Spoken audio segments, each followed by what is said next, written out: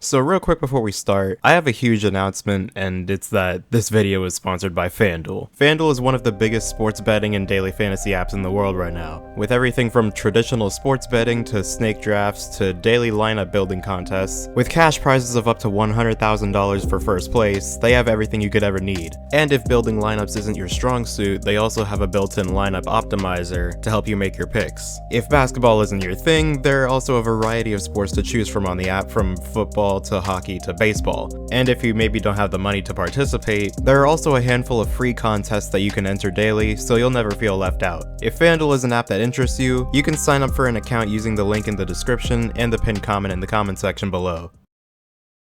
So we just got done watching the Golden State Warriors 2021 season, which came to an unfortunate end against the Memphis Grizzlies in their second game of the play-in. A game which I am still recovering from, but it gave us a lot of different questions surrounding the Warriors, specifically what their future might look like. But in order to talk about the future, we need to talk about the now.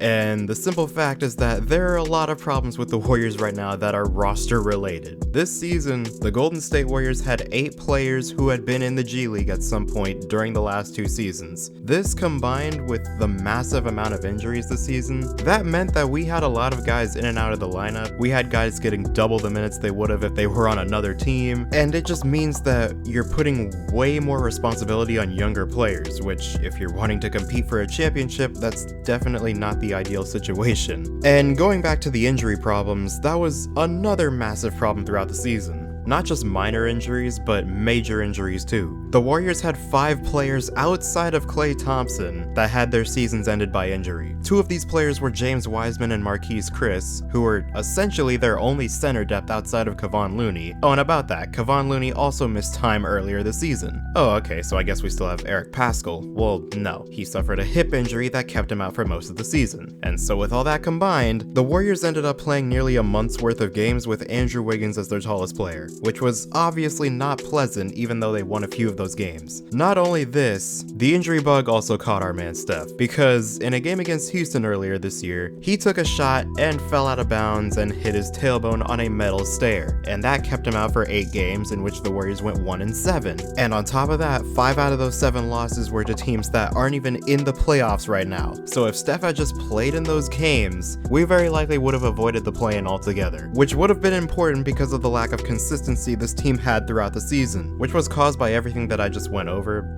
the injuries and the lack of experience. However, it did look as though they were finding a rhythm towards the end of the year, but that was just because they were playing the same 8 guys, partly because they had no other choice. And even then, there were massive problems with that, mainly that the 3 guys that came off the bench in their 8-man rotation were all in the G League earlier this year, and now they were playing as many as 25 to 30 minutes in some games, which for people like Jordan Poole or Juan Toscano Anderson, I don't really mind that. Both of these guys I really want us to keep around for a while because they're really good young players who play with a lot of heart and fight, especially JTA. And it sucks that he literally had to crack his head open for the front office to finally see that, but hey. Oh yeah, and that also resulted in, guess what?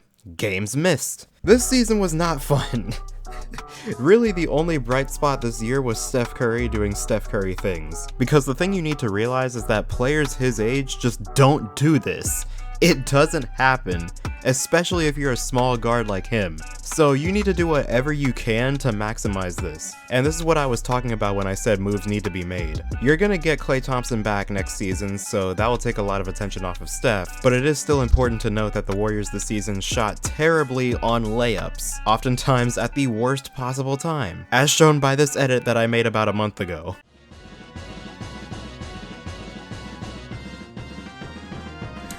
Why can't y'all make layups?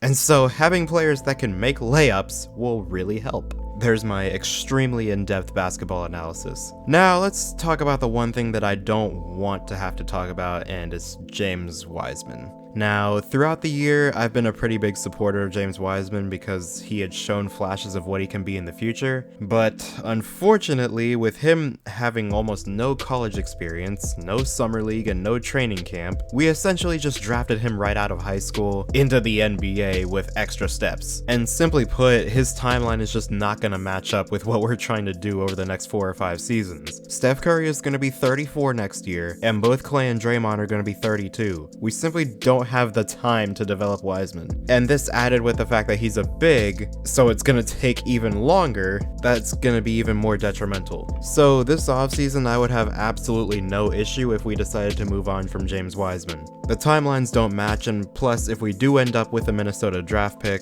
that will be a pretty good package to acquire a pretty good player in return. Because while just throwing Klay Thompson on top of this roster is likely not going to get you back into championship contention, making moves like that, depending on what you get in return, definitely can. Because when you have this guy on your team, playing the way that he just played last season, who knows what can happen. It looked like he might have hurt his finger too. Steph, nearly the turnover. No way. Come on now. Yo, this dude is wild. Just put him in a bad position. Here we go. Deep three. I was wrong again. Oh my god. And AD was coming up on him talking Curry for three. His first three-pointer of the half. And from way downtown, especially their stars. Again, they're only down 8. Curry, another three. Back-to-back threes for Steph Curry. Now he's got 12. There's the triple. Curry, step back three. Bang!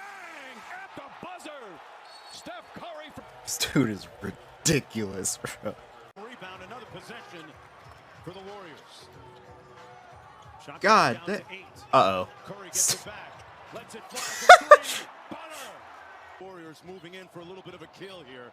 Stop. In his bag. Deep. Like the fries were at the bottom.